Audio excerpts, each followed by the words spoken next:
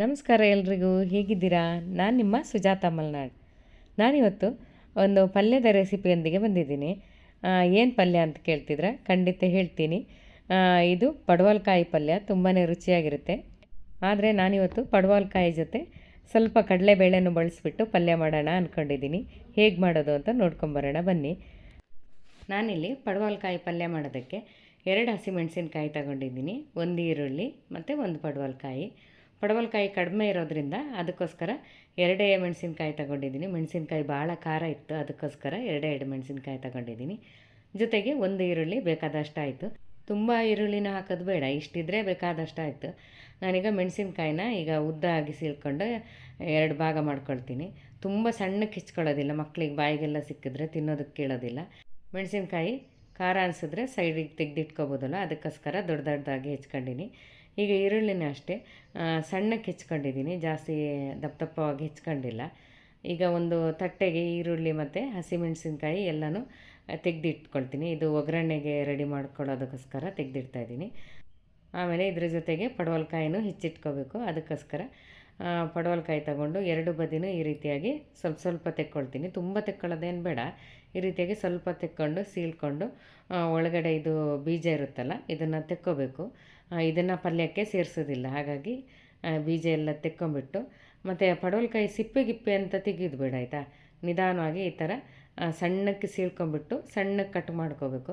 ಭಾರಿ ತುಂಬ ದೊಡ್ಡ ದೊಡ್ಡ ಹೋಳು ಮಾಡೋದು ಬೇಡ, ನಾವು ಸಾರಿಗೆಲ್ಲ ಮಾಡ್ತೀವಲ್ಲ ಆ ಥರ ಹೋಳು ಮಾಡ್ಕೊಳ್ಳೋದು ಬೇಡ. ಈ ರೀತಿಯಾಗಿ ಸಣ್ಣದಾಗಿ ಹೋಳು ಮಾಡ್ಕೊಂಡ್ರೆ ಆಯಿತು. ನೋಡಿ, ನಾನು ಈಗ ಸಣ್ಣದಾಗಿ ಹೆಚ್ಕೊಳ್ತಿದ್ದೀನಿ. ಉಳಿದಂಥ ಪಡವಲಕಾಯಿನೆಲ್ಲದನ್ನು ಕೂಡ ಇದೇ ಥರ ಹೆಚ್ಚಿಟ್ಕೊಳ್ತೀನಿ. ನೋಡಿ, ಅತ್ಲಾಗಿತ್ಲಾಗ ನೋಡಿ ಆಗೋಷ್ಟರಲ್ಲಿ ಪಡವಲಕಾಯಿನೂ ಹೆಚ್ಚಾಯಿತು. ಇದನ್ನು 1-2 ಸಲ ತೊಳ್ಕೊಬೇಕು, ಅದಕ್ಕೋಸ್ಕರ ನಾನು ಇಲ್ಲಿ ನೀರಿಗೆ ಹಾಕ್ಕೊಳ್ತಾ ಇದ್ದೀನಿ. ಪಡವಲಕಾಯಿ ಅಥವಾ ಬೇರೆ ಯಾವುದೇ ತರಕಾರಿ ತೊಳೆಯುವಾಗಲಿ 1 ಚಿಟಿಕೆ ಅಷ್ಟಾದರೂ ಉಪ್ಪನ್ನು ಸೇರಿಸಿ 2 ನಿಮಿಷ ಇಟ್ಬಿಟ್ಟು ಆಮೇಲೆ ಇದನ್ನು ತಗೋಬೇಕು. ಆಮೇಲೆ ನಾನು ಮೊದಲೇ ಕಡಲೆಬೇಳೆನ ಸ್ವಲ್ಪ ನೆನೆಸಿಟ್ಕೊಂಡಿದ್ದೆ. ಒಂದು 3-4 ಚಮಚ ನೆನೆಸ್ಕೊಂಡ್ರೆ ಸಾಕು. ಇದು ಪಲ್ಯಕ್ಕೆ ಹಾಕಿದರೆ ಭಾರಿ ರುಚಿ ಬರುತ್ತೆ, ಅದಕ್ಕೋಸ್ಕರ ಕಡಲೆಬೇಳೆನ ಹಾಕ್ಕೊಳ್ತಾ ಇದ್ದೀನಿ. ಕಡಲೆಬೇಳೆನ ಒಂದು ಅರ್ಧ ಗಂಟೆ ಮುಂಚೆ ಆದರೂ ನೆನೆಸಿಟ್ಕೋಬೇಕು, ಆವಾಗ ಚೆನ್ನಾಗಿ ನೆಂದಿರುತ್ತೆ. ಇವಾಗೆಲ್ಲ ರೆಡಿ ಆಯ್ತಲ್ಲ, ಇನ್ನು ಒಗ್ಗರಣೆ ಹಾಕೋದು ಹೇಗಂತ ನೋಡ್ಕೊಂಬರೋಣ ಬನ್ನಿ. ಪಲ್ಯ ಮಾಡೋಕ್ಕೆ ಈಗ ಒಗ್ಗರಣೆಗೆ ನಾನು ಒಂದು ಬಾಣಲೆ ಕಾಯಕ್ಕೆ ಇಟ್ಕೊಂಬಿಟ್ಟು 1-2 ಚಮಚ ಆಗೋಷ್ಟು ಎಣ್ಣೆ ಹಾಕ್ಕೊಂಡಿದ್ದೀನಿ. ಜಾಸ್ತಿ ಎಣ್ಣೆ ಹಾಕೋದು ಬೇಡ, ಇದು ಎಣ್ಣೆ ಚೆನ್ನಾಗಿ ಕಾಯಬೇಕು. ಕಾದ್ರ ಮೇಲೆ ಆಮೇಲೆ ಸಾಸಿವೆ ಕಡಲೆಬೇಳೆ ಎಲ್ಲನ ಸೇರಿಸ್ಕೋಬೇಕು. ನೋಡಿ, ಇವಾಗ ಚೆನ್ನಾಗಿ ಬಾಣಲೆ ಕಾದಿದೆ. ಈಗ 1/4 ಚಮಚ ಆಗೋಷ್ಟು ಸಾಸಿವೆನ ನಾನು ಹಾಕ್ಕೊಳ್ತಿದ್ದೀನಿ. ಜಾಸ್ತಿ ಸಾಸಿವೆ ಹಾಕೋದು ಬೇಡ. ಮತ್ತು ಹಸಿಮೆಣಸಿನ್ಕಾಯಿನೂ ಇದ್ರ ಜೊತೆಗೆ ಸೇರಿಸ್ಕೊಂಬಿಡ್ತೀನಿ. ಈರುಳ್ಳಿನೂ ಅದ್ರ ಜೊತೆನೇ ಹಾಕ್ಕೊಂಡು ಚೆನ್ನಾಗಿ ಈ ರೀತಿಯಾಗಿ ಬಾಡಿಸ್ಕೋಬೇಕು 1-2 ನಿಮಿಷ. ಮತ್ತು ಸೆಟ್ರ್ ಹಾಕೊಂಡು ಎಂತ ಅಡುಗೆ ಮಾಡೋದು ಮಾರ ಅಂತ ಕೇಳಬೇಡಿ, ಈ ಭಾರಿ ಸಿಕ್ಕಾಪಟ್ಟೆ ಚಳಿ ಮಾರ, ಅದಕ್ಕೆ ಸೆಟ್ರ್ ಹಾಕ್ಕೊಂಡಿದ್ದೀನಿ. ನೋಡಿ, ಈಗ ಈರುಳ್ಳಿ ಕಾಯ್ತಲ್ಲ, ಈಗ ನಾನು ಕಡಲೆಬೇಳೆ ಹಾಕ್ಕೊಳ್ತೀನಿ. ನೆನೆಸಿರೋ ಕಡಲೆಬೇಳೆ ಹಾಗೆ ಹಾಕಬಾರ್ದು, ನೆನೆಸ್ಕೋಬೇಕು. ಕಡಲೆಬೇಳೆ ಹಾಕಿದೆ, ಜೊತೆಗೆ ಪಡವಲಕಾಯಿನೂ ಒಟ್ಟಿಗೆ ಹಾಕ್ಕೊಂಡ್ಬಿಡ್ತೀನಿ.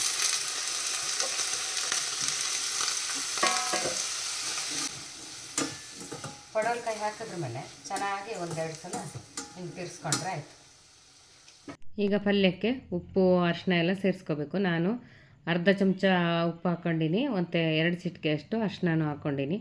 ಅರಿಶಿನ ಹಾಕ್ಕೊಂಡ್ಮೇಲೆ ಈ ರೀತಿಯಾಗಿ ಚೆನ್ನಾಗಿ 1-2 ಸಲ ತಿರುಗಿಸ್ಕೋಬೇಕು. ಆಮೇಲೆ ಒಂದು ಅರ್ಧ ಲೋಟದಷ್ಟು ನೀರನ್ನು ಹಾಕಬೇಕು. ನೀರು ಹಾಕಿಬಿಟ್ಟು ಒಂದು 5 ನಿಮಿಷ ಬೇಯೋದಕ್ಕೆ ಬಿಟ್ಟುಬಿಡಬೇಕು. ನಾನಿಲ್ಲಿ ಮುಚ್ಚಳ ಮುಚ್ಚಿ 5 ನಿಮಿಷ ಬೇಯೋಕ್ಕೆ ಬಿಡ್ತಾಯಿದ್ದೀನಿ. ನೋಡಿ, ಒಂದು 5-6 ನಿಮಿಷ ಆದಮೇಲೆ ಕಾಳು ಮತ್ತು ಪಡವಲಕಾಯಿ ಭಾರಿ ಚೆನ್ನಾಗಿ ಬೆಂದದ ಮರ್ರೆ. ಇಷ್ಟು ಬೆಂದರೆ ಸಾಕು. ಸ್ವಲ್ಪ ಅರಿಶಿನ ಜಾಸ್ತಿ ಆಯ್ತು ನೋಡಿ, ಅರಿಶಿನ ಆಗಿದೆ ಪಲ್ಯ. ಈ ಕೊನೆಯದಾಗಿ ಸ್ವಲ್ಪ ತೆಂಗಿನಕಾಯಿ ತುರಿ ಹಾಕ್ಕೊಳ್ತೀನಿ ಆಯಿತಾ. ಇಷ್ಟು ಹಾಕಿದ್ರೆ ಸಾಕು. ನೋಡಿ, ಚೆನ್ನಾಗಿ ಒಂದು ಸಲ ಕಲಿಸ್ಬಿಟ್ರೆ ಫಸ್ಟ್ ಕ್ಲಾಸ್ ಪಲ್ಯ ರೆಡಿ ಆಯ್ತು. ನೋಡಿ, ಇಷ್ಟು ಮಾಡ್ಕೊಂಡ್ರೆ ಆಯಿತು. ಅತ್ಲಾಗಿತ್ಲಾಗ ನೋಡೋಷ್ಟರಲ್ಲಿ ಪಲ್ಯದ ಕೆಲಸನೂ ಮುಗೀತು. ಅಂತೂ ಇಂತೂ ಪಡವಲಕಾಯಿ ಪಲ್ಯ ರೆಡಿ ಆಯಿತು. ಭಾರಿ ರುಚಿ ಬಂದಿತ್ತು ಮಾರ್ರೆ. ಕಡಲೆಬೇಳೆ ಹಾಕಿರೋದ್ರಿಂದ ಇನ್ನಷ್ಟು ರುಚಿ ಜಾಸ್ತಿ ಆಗಿತ್ತು. ಖಂಡಿತವಾಗ್ಲೂ ಈ ರೀತಿಯಾಗಿ ನಿಮ್ಮನೆಯಲ್ಲೂ ಪಲ್ಯ ಮಾಡಿ ನೋಡಿ, ಹೇಗೆ ಬಂತು ಅಂತೇಳಿ ಕಮೆಂಟ್ ಮಾಡೋದನ್ನು ಮರಿಬೇಡಿ. ಅದ್ರ ಜೊತೆಗೆ ನಿಮಗೆ ಈ ರೆಸಿಪಿ ಇಷ್ಟ ಆದರೆ ಒಂದು ಲೈಕ್ ಮಾಡಿ, ಶೇರ್ ಮಾಡಿ, ಸಬ್ಸ್ಕ್ರೈಬ್ ಮಾಡಿ ಅಂತ ಹೇಳ್ತಾ ಹೋಗಿ ಬರಲ್ಲ. ನಮಸ್ಕಾರ, ಎಲ್ರಿಗೂ ಶುಭವಾಗಲಿ.